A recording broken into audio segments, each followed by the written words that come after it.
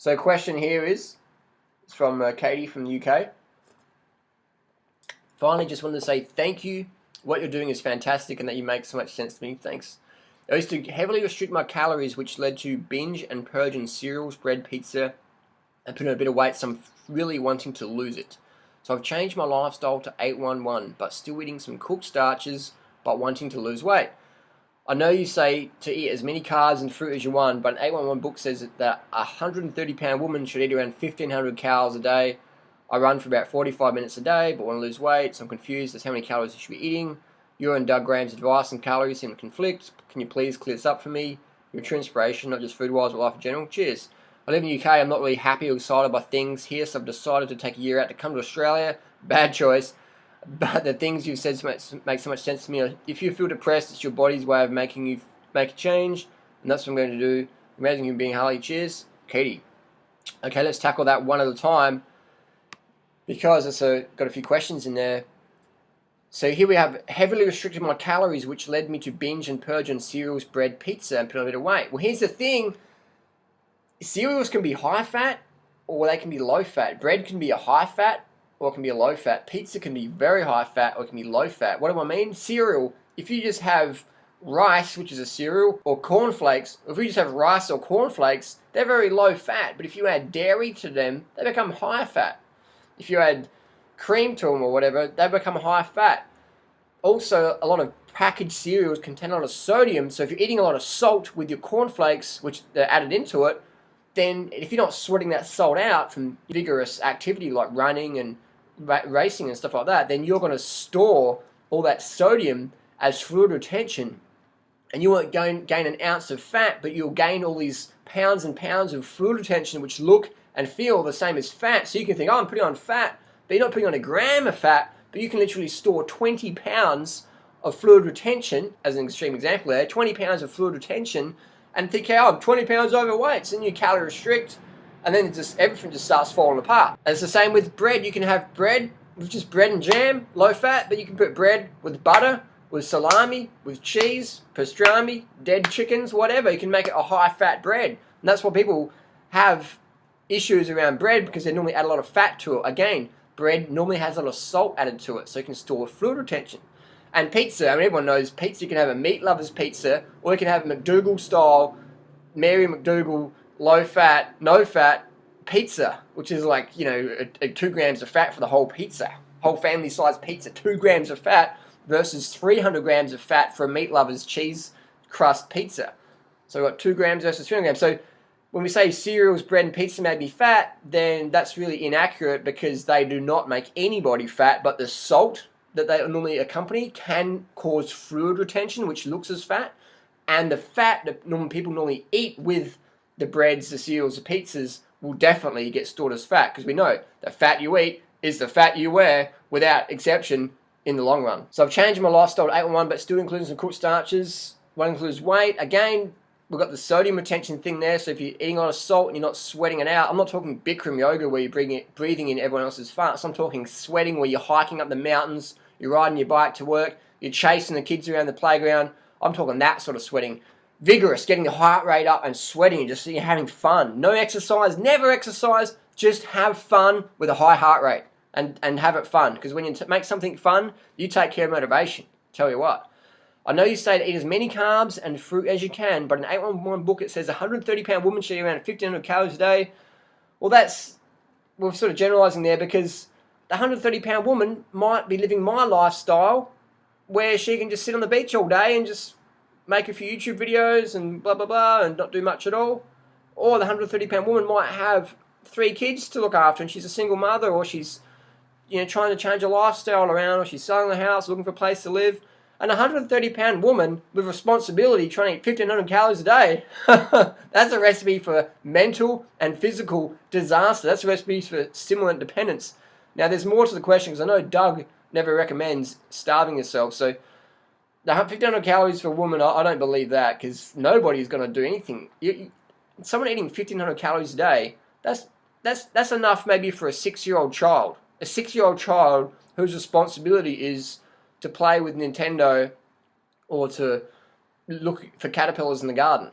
That's So if you're 6 years old, 1,500 calories a day is enough for you. And another example is they induced clinical starvation in people, putting them on 1,570 calories.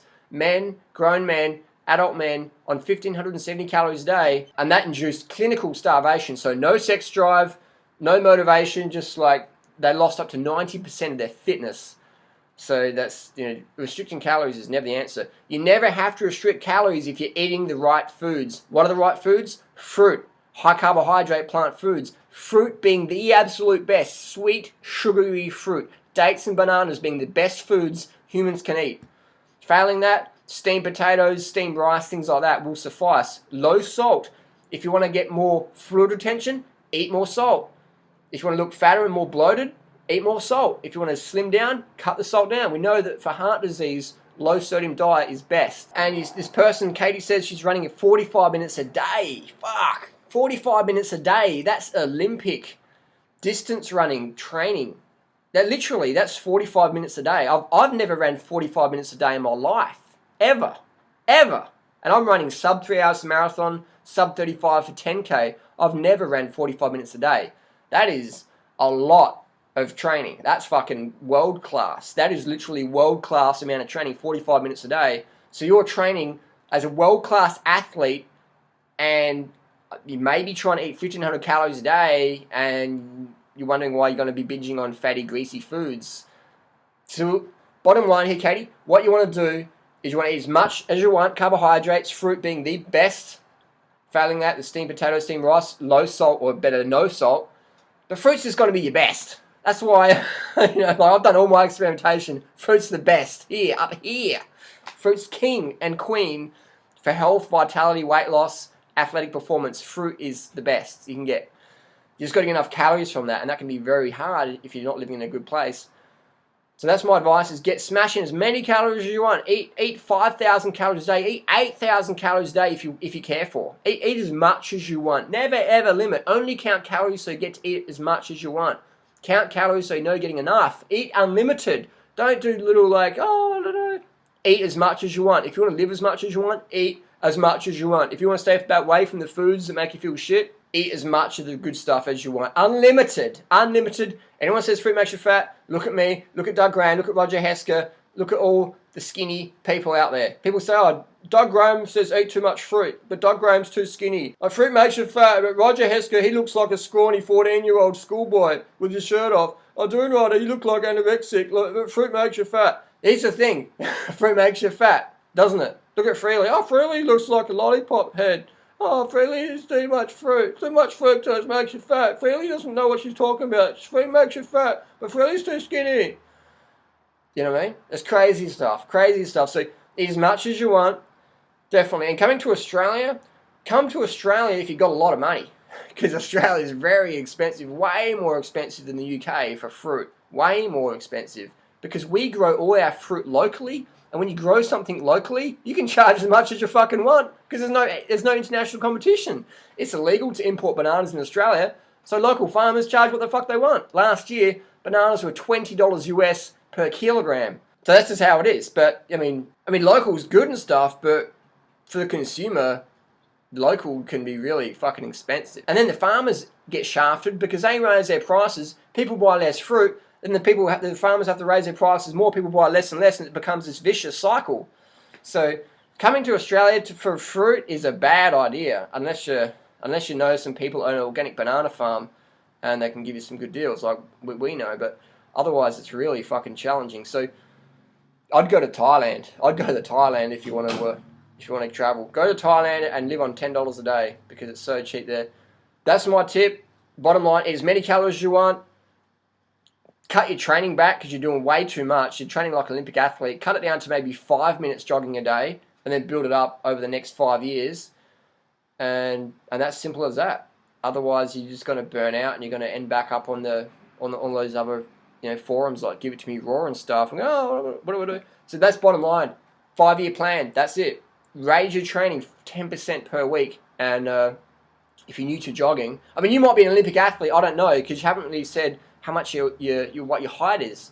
So you could be 4'2", or you could be 6'5". So we don't have your body mass index there, so it's hard to estimate. But either way, if you're new to running, give it 5 years before you start doing 45 minutes a day, because that's Olympic. I train with Olympic runners, and 45 minutes a day, that's what they're doing. That's a lot of running. That's fucking. Even some of them aren't averaging 45 minutes a day. That's a lot of running, man. 45 minutes a day, that's fucking huge. And I couldn't even do that. That's a lot. I mean, yeah, that's a lot of running. 45 minutes a day cycling, yeah, you can do that because it's low impact, but that much running, man, that's a lot. So I'd maybe invest in a bicycle and jump on the bike and slowly build up the running, assuming that you don't have a base net. But that's my advice. Unlimited calories, training 10% per week increases, build up the volume 10% per week.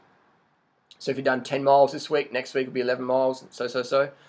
And just go with that. Eat as many carbs as you want, keep salt down low or no, and go. That's simple as that, man. It's just basically the stuff that you'd know. If in doubt, just ask what would durianrider do, and there you go. That's your answer. Thanks for watching. Post your comments and questions down below. Don't forget to click like, share, subscribe if you want to see more of these videos. If you have any questions you want answered, post your questions down below, and let's see if we can get to yours. And I'll see you soon.